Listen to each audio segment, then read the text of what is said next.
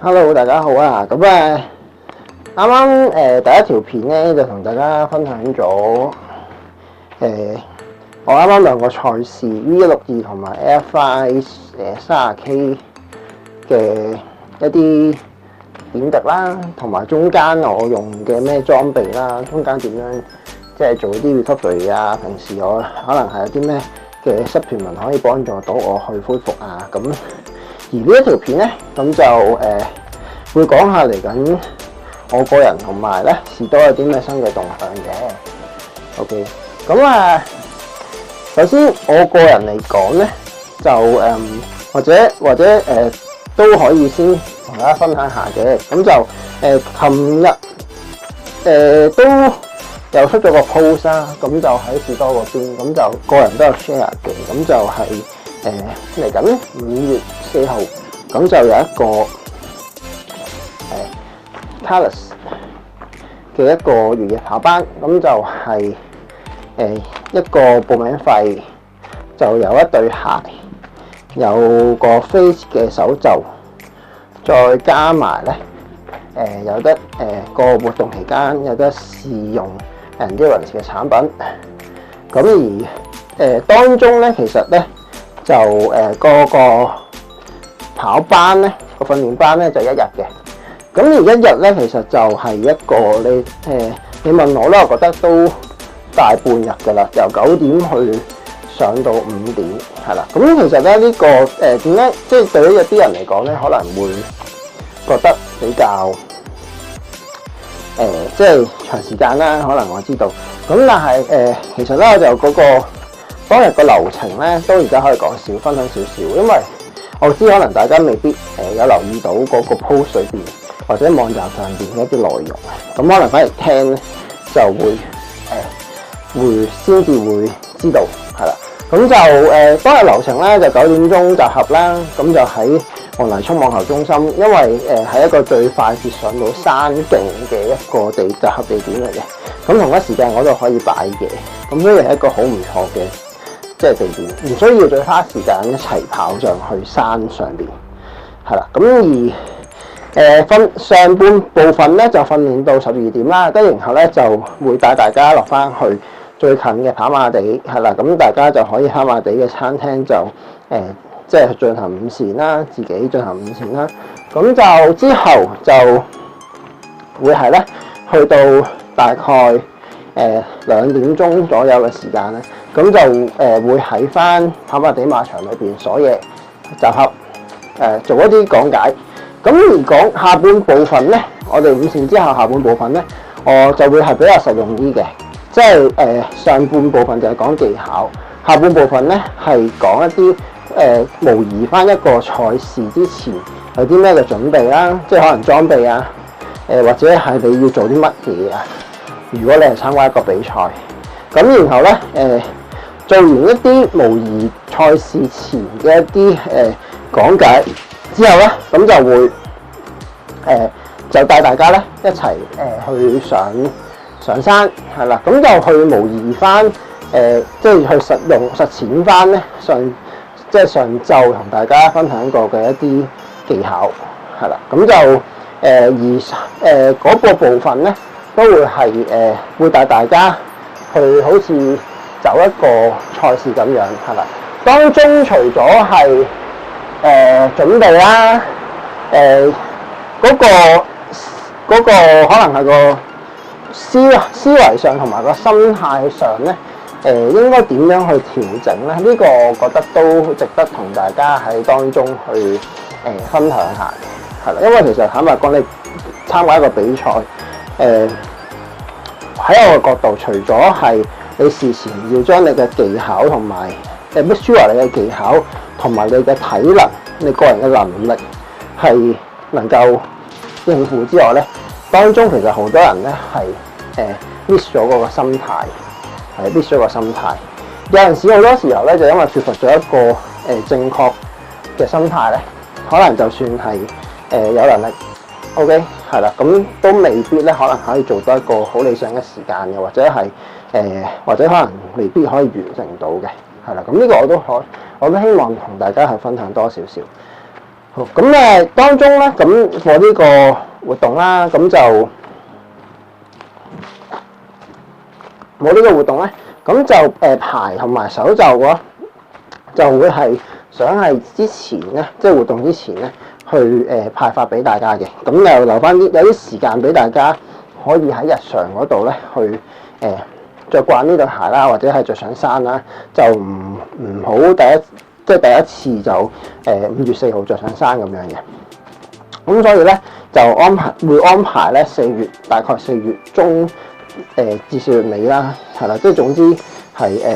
有翻可能係2個禮拜嘅時間俾大家去即係去實踐啊、實習，即係去習慣下呢一對嘅越野跑鞋。咁呢對鞋就係Carlos 嘅 EX3啦。咁 EX3比起我而家着緊嘅330咧，咁就係其實個設計上都好相似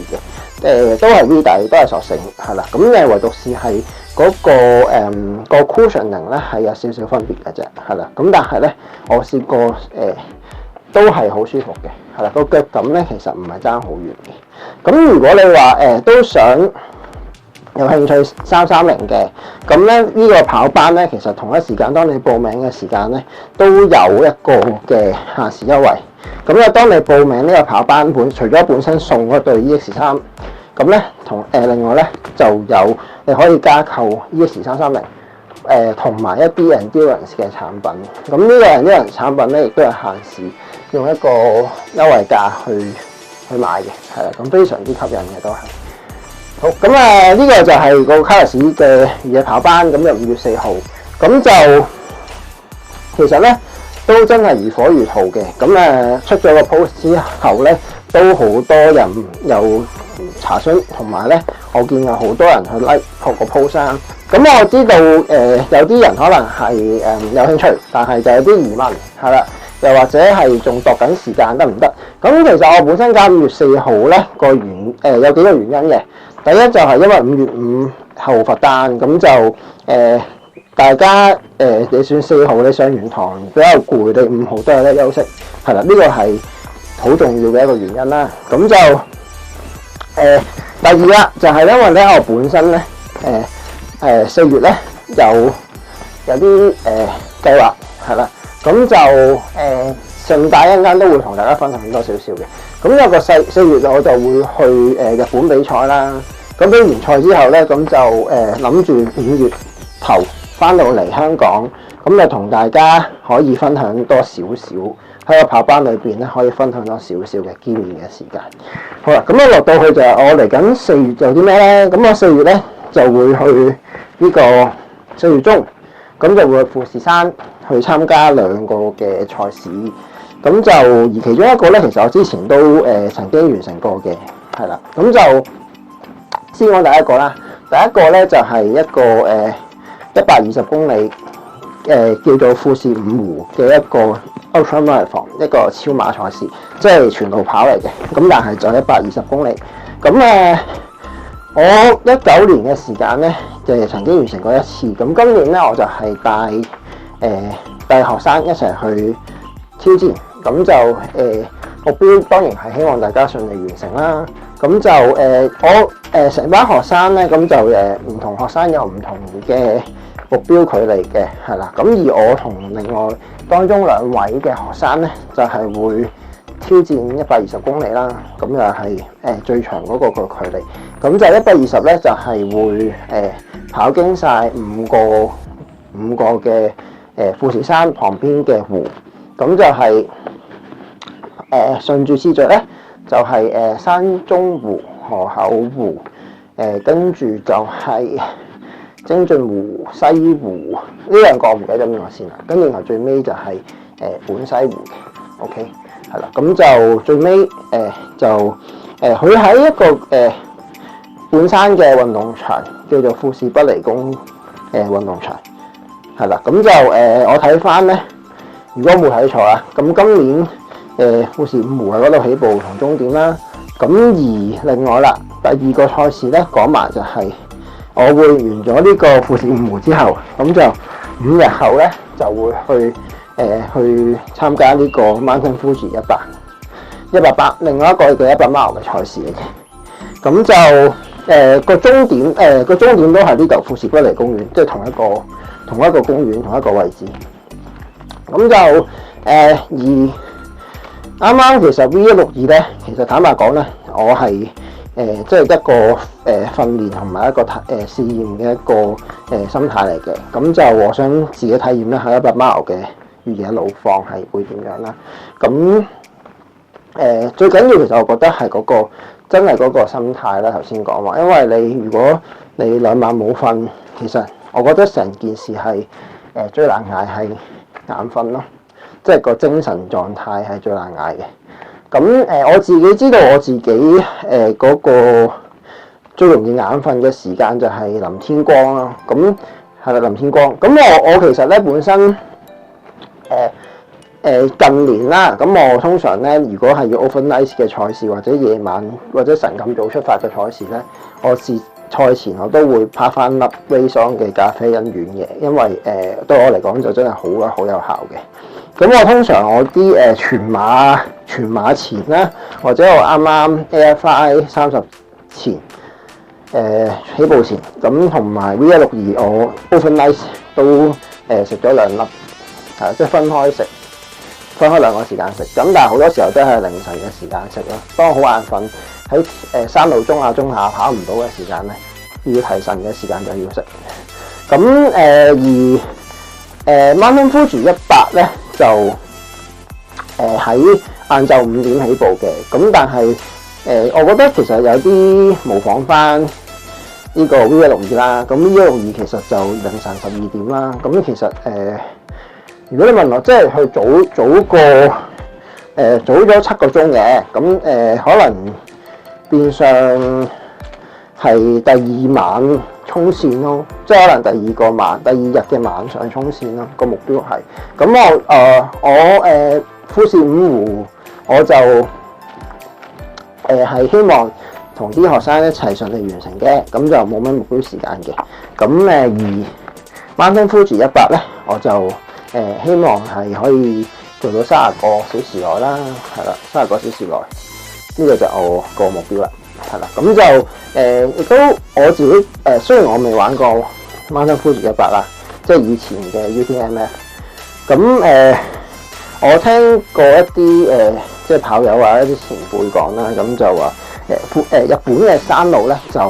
即係腍啲嘅，好跑啲嘅。咁當然亦都有啲係比較 technical 啲嘅路段啦。咁但係我自己覺得相對地咧，嗰啲路段應該好跑過香港嘅石屎路嘅，係啦。咁所以咧即係我覺得最緊要 enjoy 啦，即係希望即係我覺得特別係身在異地，即係你玩一個賽事，不論係超馬或者係越野跑嘅比賽，都係最緊要 enjoy 一路參加嘅途中，一路可以欣賞到沿途嘅風景啊，enjoy 到沿途嘅checkpoint 嘅一啲食物啊、飲品啊咁樣，我覺得呢個係好重要咯，係啦，即係當然啦，即係你話個心態上啊，可以係趕時間。一味衝咁樣，咁但係我自己覺得就自己知道自己唔係為咗呢樣嘢而去參加咯，係啦，咁而亦都好坦白嘅，點解你可能有個疑問，點解無端白事會咁樣 set 嘅咧？即係玩完82K 然後就5日後又玩100 mile，咁樣去，即係咁樣去好似。會唔會有個即係會唔會話recover唔切啊？或者係會唔會話好易傷啊咁樣？咁當然我曾經有即係考慮過啦，自己做唔做到啦。咁同埋我知其實82K 中間，我今次即係個強度上對我嚟講係即係肌肉力嘅訓練啦嘅考驗啦，咁多於係因為個強度上對我嚟講唔算太高嘅，咁即係整體唔係快啊嘛，個要求上係啦，應該我都係目標都係 keep 住低心率，但係跑呢個超長距離。咁所以其實 suppose 對我嗰個身體咧嗰個損害咧就唔算太大嘅，完咗之後。咁但係我當然都會到期時會安排做翻一啲即係 recovery 啦，適當嘅。咁包括可能係我個旅館可能係會浸即係凍水同埋浸溫泉咁樣去交替啦。咁同埋係會係自己拉筋啊、按摩啊，即係帶啲按摩球啊去按摩啊。咁而食嘢方面，咁中間嗰幾日都會諗住係多啲 intake 啲 protein 同埋 carbs 加碳嘅，係啦，即係呢啲都會做嘅，都會做翻嘅。咁當中除咗係即係可能係當地飲食上邊之外，即係做翻頭先嘅 protein 同 carbs 之外，就即係 nutrition 上 supplement 上都會係即係 keep 住食翻我哋第一條片講過嗰啲嘅 supplement 啦。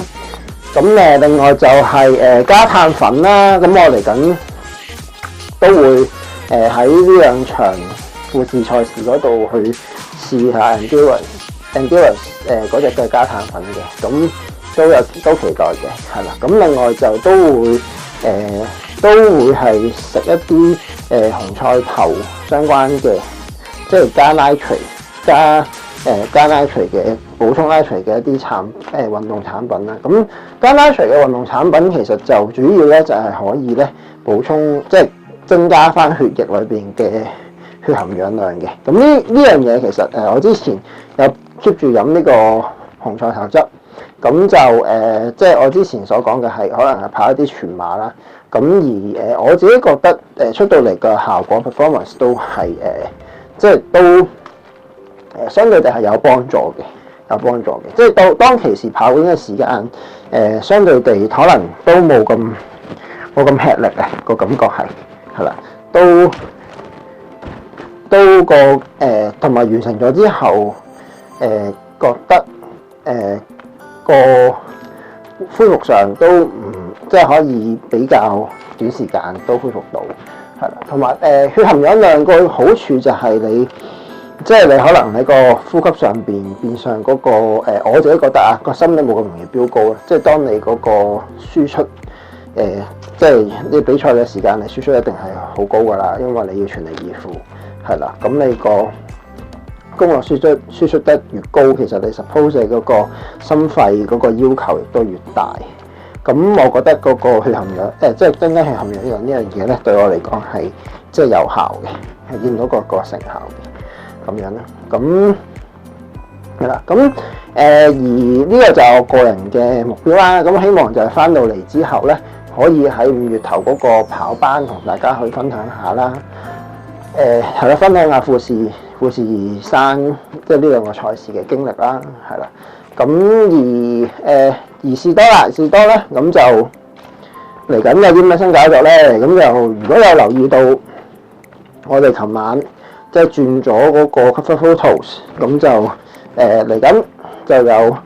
今年嘅跑吧女孩同跑吧兄弟咧又嚟啦，咁就即係載譽歸來啊，叫做係嘛？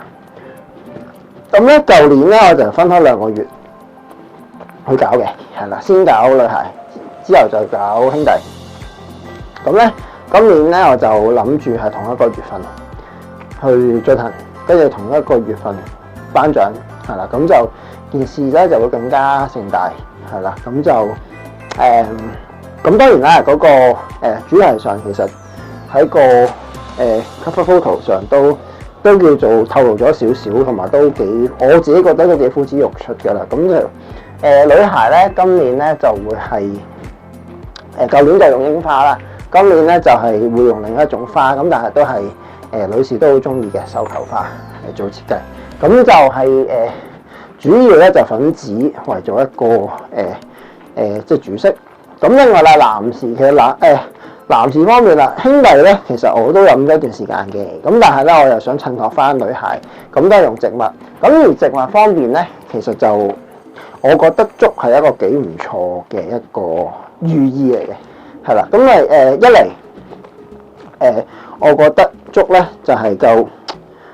精壯啊嘛，係咪先？男人點可以唔精壯係咪先？咁足咧其實係好堅固嘅，係啦，即係講認真啲講就好堅固，同埋咧不屈不撓。咁呢個不屈不撓呢個精神咧，我覺得喺跑步裏邊咧，其實係好需要嘅，係咪？咁而最重要就係設計上咧，足咧嗰個顏色咧，我覺得深綠色襯呢個黑色咧，係好多男士咧都中意嘅，包括我係啦。咁所以咧就男士就用足 ，OK。咁而個獎牌設計啦，咁女士咧就舊年嗰個反應係非常之好啦，即係一個粉盒。咁今年就當然沿用翻啦，咁但係就變相咧係襯呢個粉紫色嘅繡球花啦嘅pattern 啦，同埋嗰個嘅獎牌帶啦。咁兄弟咧，舊年咧，咁有啲人就話係個獎牌咧好似簡單咗少少喎。咁今年咧就真係咧毫不簡單。OK 係啦，今年咧就好好玩嘅個獎牌，就一個轉係啦，一個背景咧係一啲竹林啦。咁而嗰個兄弟咧就可以轉動咧，中間個轉盤嚟嘅。當你轉緊佢嘅時候咧，就好似一個兄弟喺度跑緊咁樣，一個跑手喺度跑緊咁樣嘅一個動作，係啦，一個殘影嘅感覺。咁呢個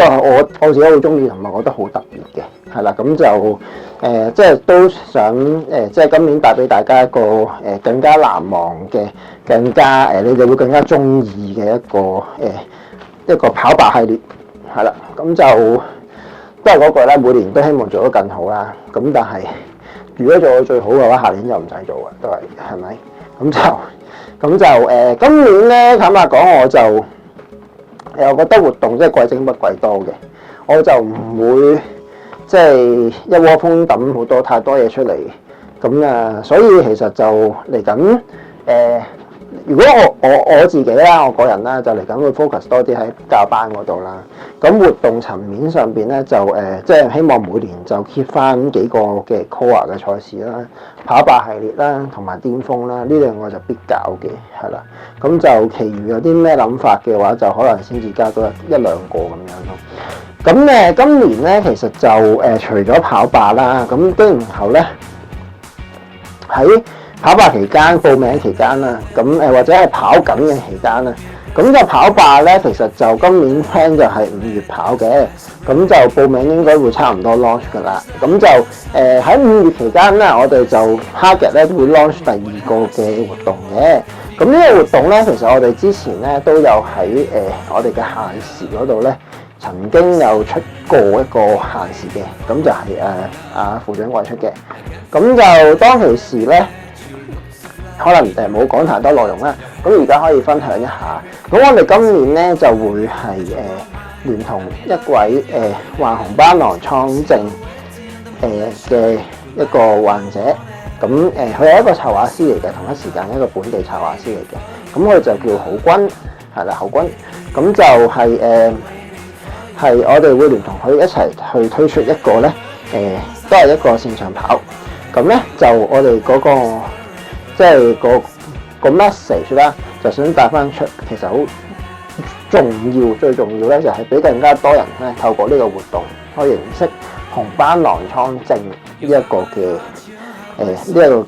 病症嘅。OK， 咁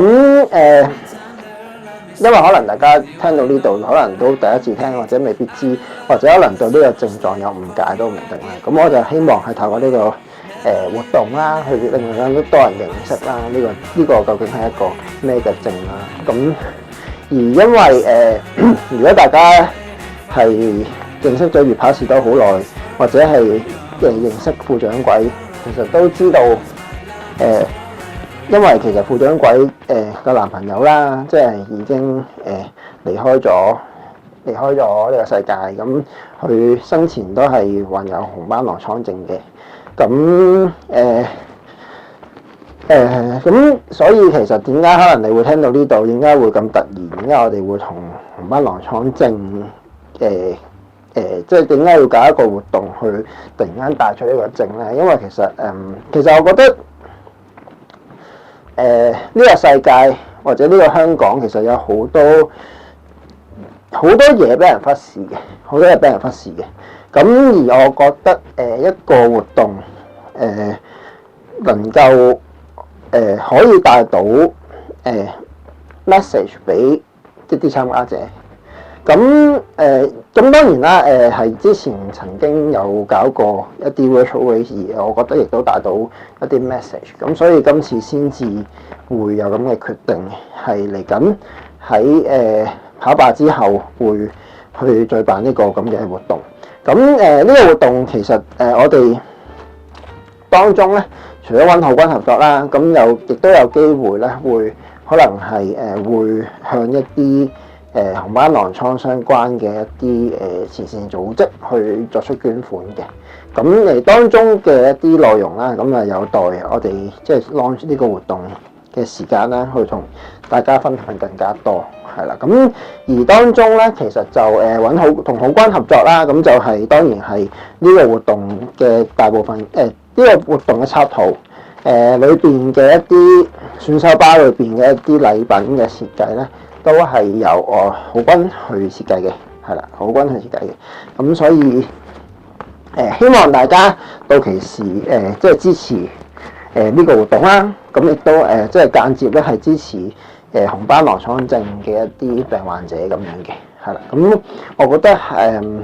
即係身邊咧，如果你係有一啲朋友啦或者家人啦係有紅斑狼瘡症咧，我覺得都係可以多啲主動去支持佢哋啦，去關心佢哋啦。呢個都係非常之緊要，因為其實佢哋我唔記得嗰日同家姐即係副掌櫃去同浩君去見面嘅，傾呢個活動嘅時間，浩君同我 share 到一樣嘢啦，就係紅斑狼瘡症嘅病患者咧，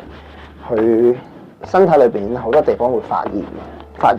有啲時候可能同一時間好多地方都發炎，咁身體如果發炎嘅話，就會成日發燒啦。咁跟住我就有個想法，就係其實我覺得當紅斑狼瘡症嘅病患者，其實佢哋都咁努力去咁積極去生活生存嘅時候，其實咧一啲冇紅斑狼瘡症嘅人，其實當中更加需要即係生活更加冇藉口唔積極咯。我係咁樣諗，同埋佢哋身體裏邊好多地方發炎，就好似身體裏邊有一團火咁樣。呢團火雖然佢係裏邊係好痛苦、好辛苦，都係生活嘅時間。咁但係呢團火就係往往就係因為佢身體裏邊嘅團火，令到佢哋更加堅持去生活落去。咁對一啲冇紅斑狼瘡症嘅人，其實係呢團火係唔應該熄，又或者呢團火係更加有理由係去燃燒，去影響到更加多其他人。咁我覺得即係我同一時間亦都好欣賞浩君啦，即係佢其實每一日其實可能俾我哋係身體上邊可能係有啲情況，頭先講話發燒啊，或者有啲地方好痛啊，嗰個忍耐力、忍受力其實係比我哋係更加強。咁我同一時間都為咗生活，都可能係同唔同嘅以往同一啲唔同嘅機構啊，或者今次係同我哋去合作去做一啲活動，做一啲事情，去令到更加多人認識紅斑狼瘡。我覺得係正係做緊一啲嘢，係用生命影響生命咯。我覺得呢樣嘢係非常之難能可貴，我自己覺得係咁係咯。希望到期時大家透過呢個活動，真係可以更加關注紅斑狼瘡症呢個症狀咯。係咁呢個就係嚟緊嘅活動啦。係啦，咁就係啦，講翻少少先，就係頭先都跑霸嗰度都 miss 咗，就係今年咧，即係當然都會係有個頒獎禮啦。咁就而地點啊，嗰個日期時間嗰啲咧，就後話啦，嗰啲就係啦。咁當然啦，越多人參加就越希望越多人參加嘅話咧，就越盛大啦，係咪？咁舊年其實都即係都多謝大家即係抽空出席啦。如果出席到嘅，咁個反應都非常之好啊！舊年係啊，舊年個反應都非常之好。咁啊，希望今年咧同樣地可以即係成功可以舉辦到啦。咁同埋可以咧令到即係更加多人留下更加美好嘅回憶啦，好嘛？好，咁呢條片咧就嚟到呢度啦。咁啊，同第一條片差唔多，都係半個鐘嘅時間左右。咁就如果大家收睇咗之後有啲咩嘅疑問係啦，或者係想我嚟緊有啲咩嘅分享啊，係啦，咁啊同埋咧，如果你聽完之後咧，對嗰個跑班Palace跑班咧有即係有更加有興趣，或者你本身唔知嘅，睇完呢條片先知嘅話咧，咁我都就唔好諗咁多啦，即係盡快報名啦，因為都真係唔知幾時會full嘅，即係都好快，因為實在太多查詢嘅，我相信都好快會full，或者我見有好多人仲考慮緊，係啦，咁但係咧亦都坦白，其實 Palace 啲鞋咧如果明眼人咧都知道咧，其實冇咩時候咧會即係有 discount 嘅，咁所以就我覺得係鼓勵大家可以積極考慮下。OK， 咁希望5月4號見到大家啦，咁就亦都密切留意住我哋之後越跑士多同我嘅 IG 同 Facebook 嘅資訊啦，咁就留意翻呢個跑霸同埋咧同紅斑狼瘡嗰個嘅活動係啦，幾時開始做報名 ？OK， 好，咁呢條片去到呢度，咁下條片我哋再見啦。OK，拜拜。